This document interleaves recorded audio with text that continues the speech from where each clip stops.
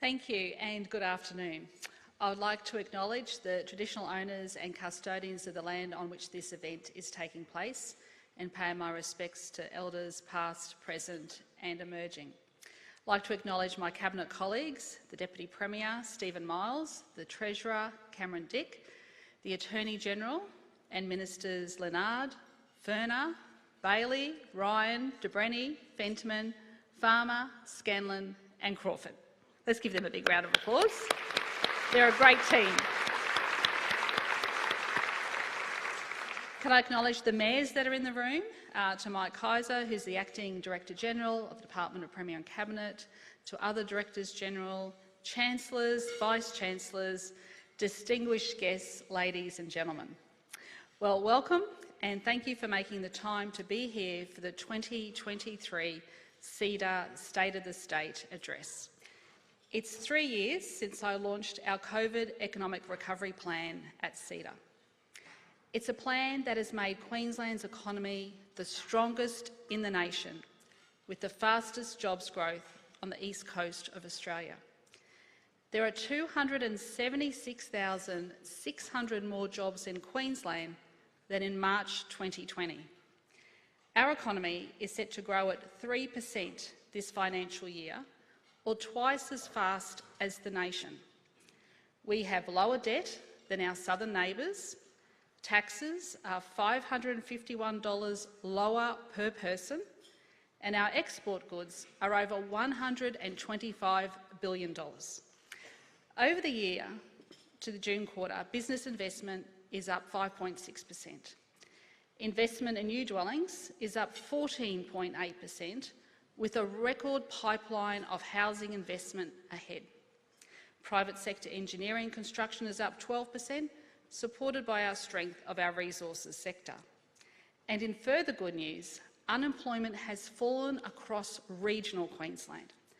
Over the past year alone, 6,700 jobs have been created in Townsville. Now, to put that in perspective, when the Townsville nickel refinery closed, unemployment was over 11%. Today in Townsville, it's 2.7%, the lowest unemployment rate in Queensland. There are 11,000 more jobs in central Queensland, 5,500 more jobs in Toowoomba, 18,800 more on the Sunshine Coast, and 14,200 more jobs in Wide Bay, where unemployment has fallen from 10.1% to 5.7%, helped in large part by the reshoring of train manufacturing and defence manufacturing. In Cairns, unemployment has fallen from 7.9% when we came to government to 3.2%. All this economic strength continues to attract more people to move to our regions. Now, despite the strength in Queensland's economy, we know that Queensland families and households continue to be hurt by global and national pressures. As the world adjusts to the end of the pandemic, war has returned to Europe. The result is higher global interest rates and fuel costs. The rising cost of groceries and petrol are having a big impact on a lot of families. Interest rates are translating to higher mortgage repayments and higher rents. Overseas migration to Australia is expected to be the highest it has been since the 1960s. This is accelerating house prices at a time when interest rates would normally be slowing growth in prices. These cost of living impacts are hurting the families that can least afford it. Then there are the impacts of climate change, impacts that we are already seeing as we start a severe fire season. All of these global and national pressures are building up. These pressures are the greatest risk to our shared vision of equality of opportunity and a better future. As a state government, we will do everything we can to respond to these pressures, but we don't control interest rates, we don't regulate fuel prices, we don't set population growth nor overseas migration. What we can do is use our economic and financial strength to provide the largest cost of living rebates and relief in the nation and deliver the biggest infrastructure build in Queensland's history. the big build of hospitals, schools, transport infrastructure and social housing needed for our growing state. We are delivering on the Queensland Energy and Jobs Plan to provide renewable energy. And we are developing the skills and industry so that Queenslanders can secure the best paid jobs in the nation, providing rewarding careers and building a better future for our state and our planet. I will start with the support we are providing for cost of living. This quarter, all Queenslanders will see rebates starting to flow, providing $550 off power bills this financial year. For pensioners and seniors, the rebates are $1,072. These are the largest rebates on power in the nation. We are providing $44 million in rebates to households to buy energy-efficient appliances, to both lower emissions and to lower power prices. Today I can announce another cost of living measure, this time aimed at business. We will provide $35 million in further rebates to support small to medium businesses, including rebates up to $12,500 to install energy efficiency equipment. This builds on the $650 in power bill rebates already provided for small business. We have been able to provide record cost of living support because we have kept our energy assets in public hands and because we have ensured that Queenslanders receive a fair share on the returns from our coal royalties. In Queensland, we are delivering the big infrastructure build with more than $96 billion worth of infrastructure investment already delivered, in addition to another $89 billion over the next 4 years. That's a total of $185 billion of infrastructure investment. Already we have built, and I'm just going to name some here, 25 new schools. We've air-conditioned every state school classroom, built the second stage of the Gold Coast Light Rail. We've built the Queensland Country Bank Stadium in Townsville, and last week I opened the huge expansion of the Cairns Convention Centre. New hospitals have been delivered in Roma and Kingaroy and Atherton, and a new counter-terrorism training centre for our police, the Smithfield Bypass, and more than 459 upgrades under the Bruce Highway Upgrade Program, just to name a few. Our government is also delivering the largest hospital building program in the nation, providing more than 3,000 extra hospital beds. There are 7 new satellite hospitals, 3 are already opened, in Ripley, Caboolture and Redlands. There are 3 new hospitals coming at Bundaberg, Coomera and Toowoomba, major expansions of 11 more hospitals across Queensland, and a new dedicated Queensland Cancer Centre. When it comes to transport infrastructure, we are building the Cross River Rail, a lot of work's happening underground there, the Gold Coast Light Rail Stage 3, the Coomera Connector Stage 1, or you might know it as the second M1, and upgrades to the Bruce Highway around Rockhampton, Bowen, Mackay to Proserpine, the Townsville Ring Road and Cairns. But friends, our investment in housing is now the largest on record, with a total commitment of $5 billion to deliver 13,500 affordable and social homes. And we won't stop there as we continue to engage through our Queensland Housing Roundtable. Amongst all of this, we are also delivering on the 2032 Olympic and Paralympic Games. And as I've said many times, we are drawing heavily on the infrastructure the state already has. The investment in Games infrastructure makes up less than 3% of the big build over the next 4 years. And we have announced a $180 billion procurement strategy so that businesses right across Queensland can share in a once-in-a-lifetime opportunity. It has now been a year since I launched the Queensland Energy and Jobs Plan here at CEDA to deliver affordable and renewable energy and to set up our regions for the century ahead. To make our existing industries more competitive and to create new industries in advanced manufacturing and critical minerals. To act as a magnet for investment so that more products are made in Queensland with renewable energy. We are investing $19 billion in renewable energy over the next 4 years in Queensland. That compares with a $20 billion plan nationally under Rewiring the Nation. Over the past year, Queensland has led the nation in the construction of new renewable energy projects. We have now started early works on Copper String 2032, with 40 works packages going out for expressions of interest just last week. This includes works on stringing and installation through to camp and also bus services. The $5 billion Copper String 2032 project will connect the largest renewable energy zone on the east coast of Australia with $500 billion of critical minerals. Early works, including geotechnical drilling, has now started on the Barumba pumped hydro storage and the world's largest Pioneer Burdekin pumped hydro. These projects will allow for even more jobs and manufacturing with reliable, renewable energy in North Queensland and Gympie and Wide Bay.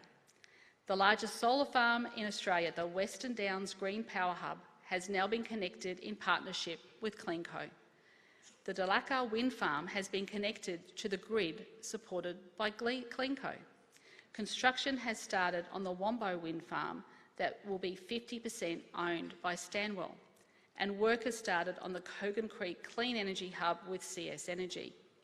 And today I can announce the first hydrogen-ready gas turbines to be installed in Australia and operational by 2026. It will use renewable hydrogen made at the Kogan Clean Energy Hub. Work has now started on the Stanwell Clean Energy Hub that will use Maryborough-made iron flow batteries. Stanwell has also now entered into a partnership with Energy Storage Industries Asia Pacific to secure the first large-scale deployment of locally made flow batteries in Australia. Stanwell and Energy Storage Industries are now working on an initial 150 megawatt battery project with the ongoing rights to purchase up to 200 megawatts per annum. When it comes to the supergrid, the construction is underway on the connection of the McIntyre wind farm, one of the largest onshore wind farms in the world, and the Kidston pumped hydro. Construction of the supergrid is already supporting 570 jobs. And renewable energy generation has now risen to 26% in Queensland. The world is taking notice of what Queensland is doing. Since launching our Energy and Jobs Plan, connection inquiries have more than doubled from 10 gigawatts to 25 gigawatts. Companies want what Queensland has to offer, and this is just the beginning.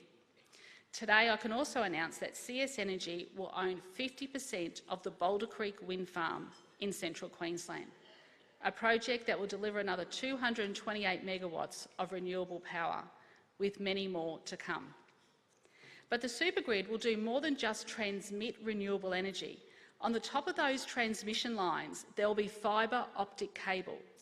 To unlock that fibre, we established a government-owned business called Queensland Capacity Network, or QCN. Since being established, QCN has increased the amount of digital capacity it supplies across Queensland by 12-fold. Today I can announce another $250 million investment to support a 100-fold increase in internet speeds in key parts of Queensland through the supergrid. This investment will bring fibre and wireless connectivity to the regions to bridge that digital divide. To create the largest publicly owned regional fibre network in the country. It will provide capital city speeds in the region, supporting high-paying tech jobs. It will support new opportunities to locate sovereign data centres near to renewables, energy, and support the data connections needed to advance manufacturing jobs in regional centres. Over the past 3 years, QCN has been working in the regions to improve digital connectivity, and businesses like John D Export Beef in Warwick. John D is one of the largest employers in Warwick, producing 9,000 cartons of export beef a day. Their digital connectivity was so poor they had to drive to Brisbane with their little USB stick every week to download critical business data. Online banking, completely unworkable. The QCN solution for John D meant they could keep their back office and local jobs in Warwick. Their speeds are now 60 times faster. They can video conference with export customers, track supply chain inventories and logistics in real time, and upskill their team with online learning. Good digital connectivity keeps jobs and businesses in the regions. To support today's announcement, QCN and Powerlink will begin early works immediately on the Copperstring 2032 section of the supergrid. These early works will lay the communication foundations for the construction rollout of Copperstring. It's the first step in the much bigger rollout of QCN network across the supergrid.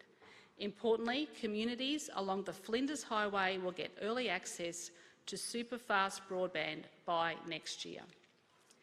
Now, one of the greatest challenges to reaching our potential is providing access to the skills that are going to be needed for the future.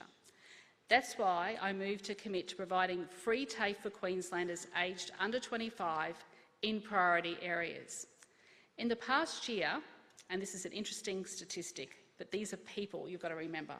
In the past year, 45,000 people have benefited in Queensland from free TAFE, and I meet them. These are people who now have careers in tourism, in nursing, in construction and manufacturing. Nothing succeeds like success, and our policy has now been taken up nationally. We are continuing with our investments to build the hydrogen and renewable energy training facility in Townsville and the Advanced Manufacturing Skills Lab in Cairns. That is in addition to having already delivered the Plumbing Industry Climate Action Centre, the Electro Group Renewable Energy Training Facility, the Townsville Interim Training Centre and Transmission Hub, and the Gladstone Supergrid Training Centre and Transmission Hub. There are no other facilities like these in the nation to train workers and get them ready for the renewable energy and hydrogen job opportunities. Now I want to talk to you about a topic you might not be familiar with, but it is now recognised worldwide as a new frontier. It is not enough to only provide the skills for existing technologies. We need to provide the skills in schools to create the technologies for a better Queensland future, to develop quantum skills that can deliver new technologies to improve the efficiency of renewable energy, electric vehicles and batteries, direct air capture to reverse climate change, new space technologies, advanced computing, sports tech, including treatment of things such as concussion, medical sensors that could treat diseases like Alzheimer's, and sensors to find the critical minerals to unlock that next mining boom that I talk to you a lot about. We want to provide Queenslanders not just with the opportunity to have the best paying jobs, but to have the careers that will change the world. Jobs where our young people can achieve their dreams and make a positive difference. When I first came to government, I led the nation on introducing coding into the school curriculum. Today I can announce that Queensland will take a leading position in introducing quantum into schools and TAFEs by establishing a Queensland Quantum Academy. The Quantum Academy will be established between the Queensland Government, industry and universities. It's a partnership. Quantum skills are needed for technologies that engineer or manipulate matter or light at a very small or atomic and subatomic scales. We need these skills now because we are at the start of the second quantum revolution. The science up until now has supported most of the technological progress to date in things such as computers, energy, satellites and medical imaging. Now that technology development is now reaching a performance wall. The power of computers and medical imaging is not increasing at the rate it did in the 1990s or in 2000s, but that wall is about to be surpassed. Experts say that this second quantum revolution will be in new technologies, including breakthroughs in things such as pharmaceuticals. Using these innovations could deliver more power to computers to solve the most complex problems and provide new sensing and imaging and communication technologies. The National Quantum Strategy predicts that this second quantum revolution could generate 50,000 jobs by 2045. And I want Queensland to be at the forefront of these new technologies because that means good paying and secure jobs for Queenslanders. The smart state and our investment in Advanced Queensland built the foundations with world-leading quantum research. Queensland already hosts 2 of the Australian Research Council Centres of Excellence in quantum technologies, and we will host the next Centre of Excellence in quantum biotechnology. Today I'm releasing our plan for Queensland to go to that next level and be a leader in the second quantum revolution. The Queensland Quantum and Advanced Technology Strategy will invest $76 million to support the commercialisation of Queensland's world-leading research in quantum technologies. The strategy will build on the new quantum and advanced technologies industry that is already developing right here in Queensland. So it's not futuristic, it's happening right now. Companies and universities are already working in this field. They include companies like Quest and Semifab, who are developing high-temperature compound semiconductors at Griffith University that will revolutionise renewable energy and electric vehicles. Then there is Inala, which has relocated to Queensland to provide ultraviolet technology with the aim to stop the spread of future pandemics. Inala Design, who have developed a collision avoidance system for mining vehicles, and Analog Quantum Circuits, who are developing superconducting circuits for quantum computers out at the University of Queensland. Australia is currently the 3rd highest developer of quantum patents in the world. I bet you didn't know that. The investment in the first silicon microprocessors in California helped establish Silicon Valley. We now have the opportunity to follow Silicon Valley in Queensland with investments in quantum technologies. Now that's why our $76 million quantum strategy includes $20 million for technology development in partnership with our universities, $3 million for PhD support focused on commercialisation and supporting more women into the workforce, $1 million for quantum STEM programs in schools and vocational education, $5 million for Queensland Quantum Foundry to support new startups and partner with our Queensland Venture Capital Development Fund, and $10 million for a quantum bioinnovator to develop new biomedical technologies, $20 million for fabrication infrastructure to commercialise and upscale these technologies, $10 million to develop the quantum technologies to make renewable energy more efficient and cheaper, and $5 million to showcase Queensland's quantum technologies as part of the 2032 Olympic and Paralympic Games. The future of quantum is in Queensland. As Australia's chief scientist said last week at the World Quantum Congress in Washington, DC, and I quote, "To my mind, our quantum ambition is closely tied to these sectors: renewable technologies, including minerals extraction, health and medical technologies, and the supply chains for components such as those in semiconductor manufacturing.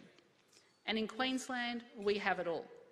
A world-leading energy and jobs plan, the most significant investment in Australia in the Queensland Critical Minerals Strategy, and now the largest commitment of any state or territory with the Queensland Quantum and Advanced Technology Strategy. All of these plans have one shared vision: for Queensland to be the state for high-paying, high-value jobs, good jobs. More of these good jobs are coming. We want our kids to have the opportunity to have these good jobs and to have those jobs in regional cities and towns where they grew up. To further deliver on this vision, I'm today inviting businesses to join us as part of the Skills Accord with industry.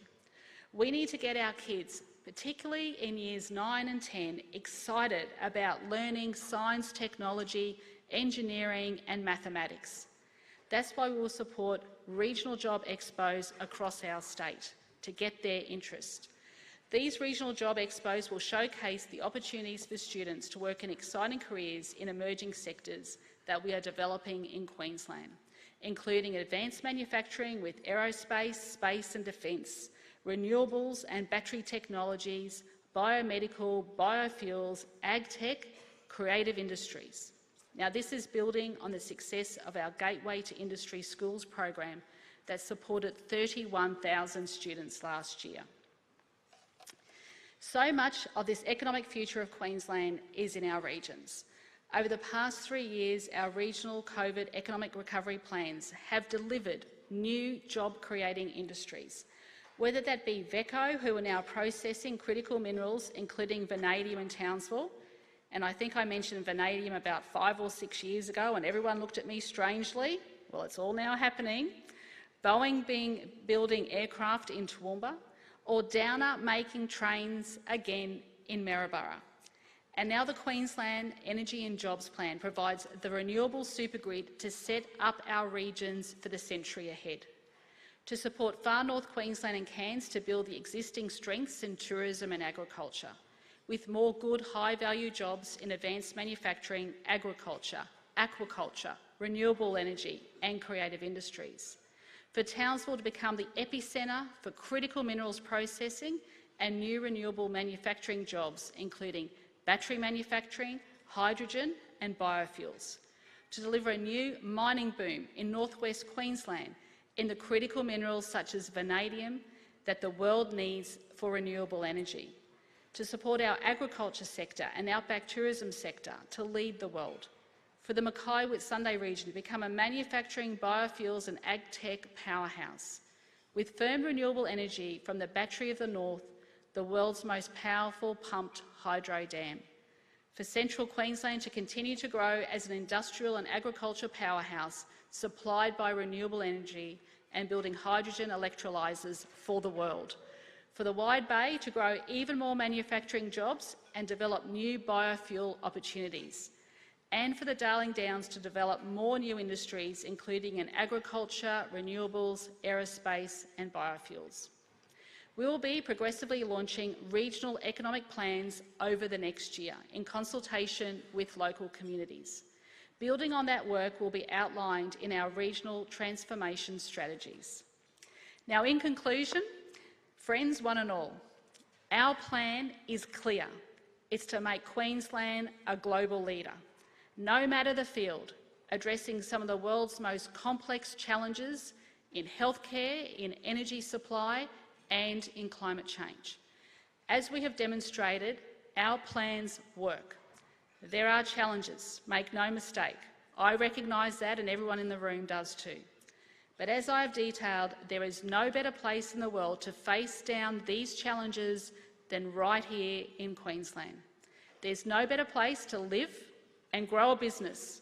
We are delivering nation-leading cost of living support, which as of January will also include free kindy. We have the biggest infrastructure build in our state's history. The Queensland Energy and Jobs Plan is going to set up our regional economies for the next century. And all of that means more well-paying and meaningful jobs, creating a better future for our state. When we commit to developing new industries in our regions in Queensland, we deliver. If we work together, our best days are well and truly ahead of us, and we are moving closer to them each and every day. Thank you.